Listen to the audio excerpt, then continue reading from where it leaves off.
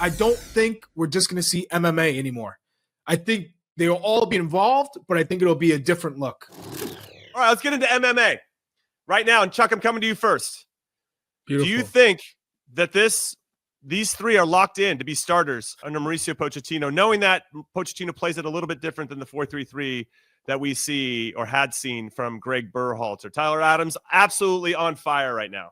The guy is healthy. He looks fantastic, and he's leading Bournemouth. I mean, they took down Nottingham Forest this past weekend 5-0. Forest were like red hot. No problem. They took down Newcastle. They took down Bournemouth. Yeah, I mean, they took down 2 assists for Tyler Adams as well. Unbelievable. Forest. Yunus Musah probably had the best pass of his career against Parma this weekend. Weston McKennie's the guy that's like a jack of all trades, playing every single position, but being trusted to start every game and be vital. It feels almost undeniable that these guys are going to find their way on the field, but where do you put them? Yeah, I would say it's not etched in stone. So from what we can tell right now, Mauricio Pochettino likes to play with two 10s, and that's when he brings Christian Pulisic in, which is when he had Weah on one side and he played Musah on the other. Now, we all don't think Yunus Musah's best position is that right wing, but it seems like that's where he's using him because he wants to include Weston and Christian Pulisic in the middle. Now, in that D mid role, we know Tyler Adams can play the lone 6.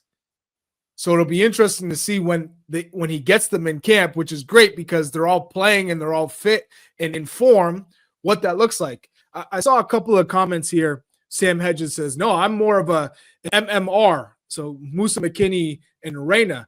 But Reyna's not playing. Reyna's not going to start. That's one thing we can all say. He's not going to start right now because he's not playing. He's not in form. So it's figuring out what does that midfield look like with Pulisic and McKennie in the midfield with Tyler Adams. We know that Mauricio Pochettino loves Yunus Musah. That's a fact. He loves him. He thinks he has a lot of quality. And it's no coincidence that Conceição has played him now and trusts Musah. And Musah's, with that pass, that final assist to Reinders, it was incredible. The weight of the pass, so good. To see the pass, the way it was bent in behind. So we know he's capable. We see all these glimpses of Yunus Musah's ceiling when he's shooting and hitting the crossbar in the friendly against Brazil, when he's dribbling at players and taking shots and hitting the post and these final passes. Now, can he just put that all together? That's what we're waiting for. And if he can, we're talking what's the limit with Yunus Musah. So I don't think we're just going to see MMA anymore. I think they'll all be involved, but I think it'll be a different look. Okay, so if you have Tyler Adams, somebody's going to be playing off of his shoulder. I don't suspect that Tones. I just don't suspect that we're going to have. There's something about the double pivot that Mauricio Pochettino likes to have. Now, it could be Jedi Robinson filling in that gap. It could be Yunus coming from right inside, right? And then you can push Weston a little higher, and he could then be partnering with Christian in build-up phase, right, as we kind of go into more of a 3 in the back and build-up phase. But I wonder what that looks like because Weston does have an incredible ability of joining attacks late. And obviously we want to play to as many of the strengths of our players as possible, including Weston. Well, you mentioned one that I was going to talk about.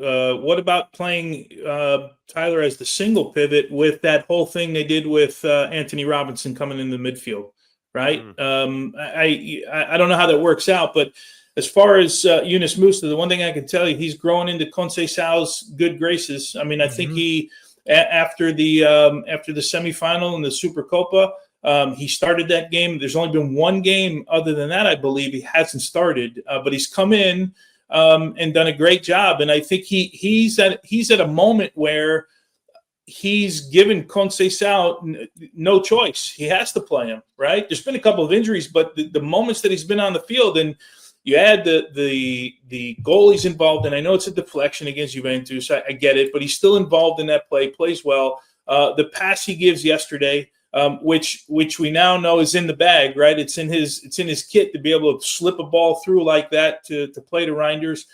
I'm with Charlie though. I still think it's we're 500 days away from the World Cup. I don't know that this is set in stone. More so because we don't know how Pochettino wants to approach it with everybody there. We're kind of hoping in March we have a closer idea of what Pochettino is thinking, because this will likely be the first time he has everybody. I don't know where Dest stands in the fitness part of this for March. I would assume if he's fit, he will bring him in. But I think it's more, Jimmy, to your question, on what Pochettino wants to do rather than, MMA as we've known it in the past with those three guys in the middle of the field. That's just how I see it. Well, I love that you brought up that Conceição is trusting Musah. He's currently played the 4th most minutes for Conceição. Only Reinders, Theo Hernandez, and Fofana have played more. 2 of those guys are defenders. And so do you remember seeing Jimmy, do you remember seeing Tomori and Tammy Abraham doing like a guessing game? Like they were playing some sort of trivia with each other. And one of the questions was, who can play this position, super utility? And then the guess was like Yunus Musah. And they're like, no. But that's kind of what they think. I looked at it and I was like, oh, they think Yunus Musah can play all of these positions, which he can, but he doesn't have a solidified spot. Like he's an attacking central midfielder or he's a winger. You could tell that he's kind of used all over the place. Well, what's interesting is that's how they're describing Weston McKennie right now.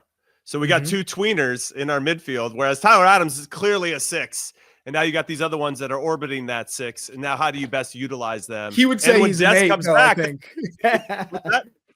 I think Tyler Adams would now say, no, I'm not just a 6. I'm an 8.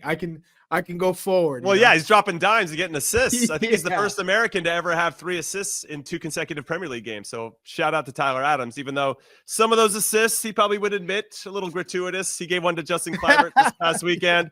Kluivert ran 60 yards and then scored, Hey, they all count. They all count. Nobody, like in a couple weeks, nobody will even remember that it was 60 yards away. But in the moment, it's pretty funny. But yeah, you bring up a good point, Tones, with regard to Serginho Dest. When he comes back into the team, he feels like a nice natural fit on the right side where we can really exploit him getting up and down and where we build our attacks in that channel of the field once he's on it. And then who has to get sacrificed potentially out of this MMA combination to make room for Serginho Dest, because I'm not sure that the way what we played before is going to be how, just because those guys are playing as good as ever, that we're going to have to, basically change what Pochettino wants to do to make it happen. I don't know. It's going to be interesting, but it's a good problem to have. We got guys that are killing it. What would you like to see, Jimmy? Like, let's say you're a center back in this team. Okay. What would you like in front of you? Knowing Tyler Adams, one. Yeah, but could you see yourself saying, okay, I'm cool with just having Tyler there because our outside backs come inside, they help, they support. We don't necessarily need to, and then we're allowed to play a little bit higher up the pitch. And I always know I have at least one guy to cover. So yeah, this is a good question. One of the things that I want to pose to both of you and everybody listening too is the fact that if you had someone sitting next to Tyler, and maybe not necessarily a dual 6, but if Tyler knew that he wasn't responsible alone for protecting the back 4 or back 3 or whatever it is, then he could go. Like you see him at Bournemouth, and when he can go and get on the attack and read something and go 20 yards higher than what the position normally dictates and knows that there's somebody off of his shoulder that can cover for him in those moments, I like that. I like giving Tyler the freedom to go chase something down. If he can anticipate and read and the positioning of everybody else is good, then he can take that risk. But maybe he wouldn't take those risks if he thought he was the only one. He'd have to be a little bit more careful about kind of reading. Which is also good, right? If you understand that. Like, totally. Think of the World Cup, because I think of that Netherlands game. The team was so far forward that there was that gap between Tyler and the back line. And then when the ball went over the top, everyone collapses.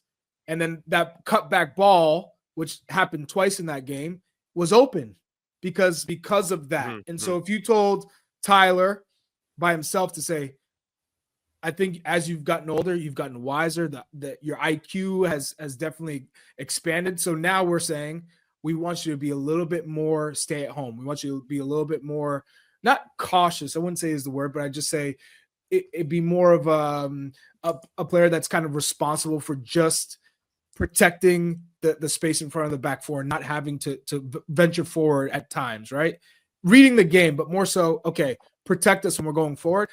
I think he would be able to do that. He has the patience now to say, okay, I don't have to stretch my legs. Okay, so let's talk very quickly then about Dest, though, Tones. I want to bring him into the equation too. Jahir says Dest is better attacking on the wing than Musah. Sam says Dest walks into this team the moment he's healthy. We got people agreeing with that. Rafa says Dest is locked in when healthy. Can't say the same about Reyna at the moment. So you bring all these factors into the equation, and it would be interesting, actually. Let's say we did the reverse of what we did with Jedi, where you could bring Dest into that spot next to Tyler off of a shoulder and build up phase. That would be interesting because we know Dest is very good holding the ball under pressure. So and can break the lines as well. Where do they? Maybe they can write in where they think he's a lock, because is it call it the Joe Scally position for now because he's the only guy that's really played there, or is it the other position with Yunus Musah? Where do they think he's the lock? Right, because they start with 4, which has been Scally on one side and Anthony Robinson on the other side, right, and the 2 center backs. But which position do we think he's the lock in? Is it the right back position, or do we think he's the lock in the other position? Because I'm not sure if it's the right back position, because the one, and I don't know if it's Joe Scally, but the one thing that position under Pochettino with Anthony Robinson going forward has been, those 3 guys have been good defensively, right? And we know that's not Serginho Dest's strong suit. So I'm just curious in the comments where they think that lock is for Dest. Yeah, I would say the right back, wing back. Chuck, you in agreement with that? I think defensively, we talked about this all the time. If you're playing with a back 4, if you're asking him to bomb forward, teams will say, okay, that's the vulnerability right there.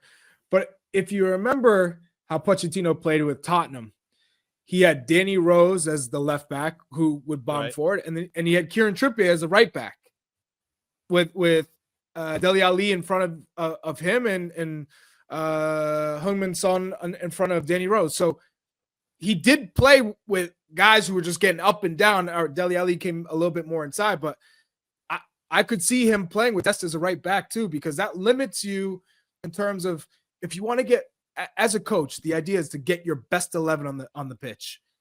You're taking one really good attacking player off the pitch if you include Dest as that right winger, right, or right midfielder, right wing back. So keep him as a right back, and you just have to have balance. So if Dest goes, baby, Anthony stays. If Anthony goes, Dest has to stay.